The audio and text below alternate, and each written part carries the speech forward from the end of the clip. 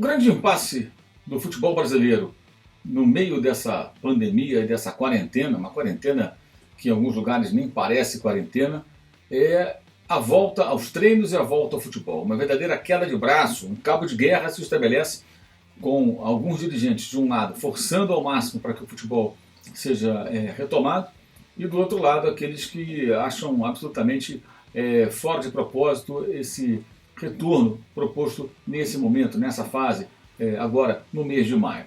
O fato é que a situação da pandemia, o coronavírus no Brasil, ainda não atingiu o nível de controle, longe disso, que permita fazer planos de retomada, como acontece em alguns países. Na Espanha, por exemplo, já estão sendo desmontados hospitais de campanha na cidade de Madrid, na capital do país. Ou seja, o pior momento passou e aquelas, digamos, instalações montadas em caráter de urgência para atender uma demanda extraordinária causada pelo vírus, ela já não é mais necessária. Por isso, essa estrutura já é desmontada, já é desativada.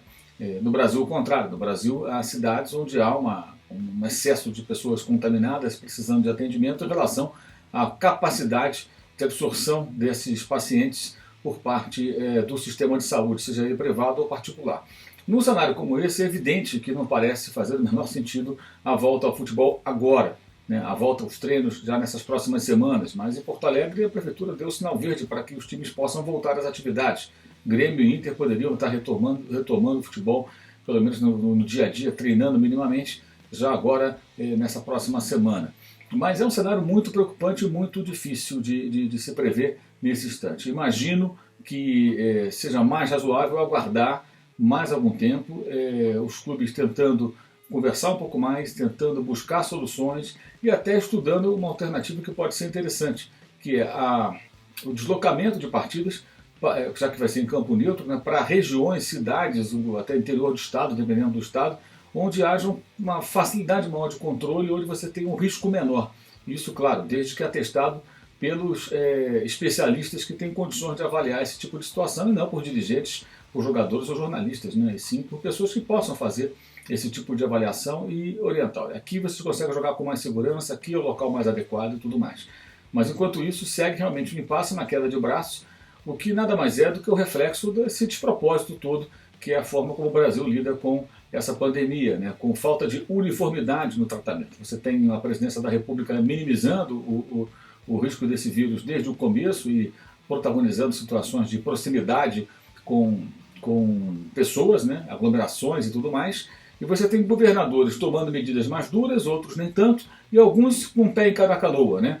Ou seja, vai contra o presidente da República e diz que aqui no meu estado nós vamos jogar duro. Mas na verdade não jogam duro coisa nenhuma, né? Isso acontece no Rio, acontece em São Paulo, porque até agora, para trancar tudo, travar tudo e impedir que as pessoas transitem, né? E com isso haja realmente um controle do vírus, não vimos nada disso. Os discursos são muito políticos, são discursos mais preocupados, aparentemente, até em alguns casos, com eleições que virão, do que exatamente com a recuperação plena das pessoas doentes e a sociedade controlando essa crise tão pesada que assola a humanidade, né, digamos assim.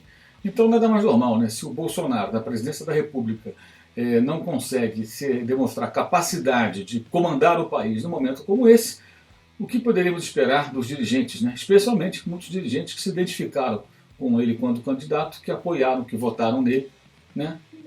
De cima para baixo. Isso começa lá em cima da presidência da República, vai descendo e chega até o futebol, salvo raras exceções, como o Raí, que se manifestou de forma muito corajosa até com relação a toda essa situação, né? E alguns outros dirigentes também se posicionaram contra a volta do futebol.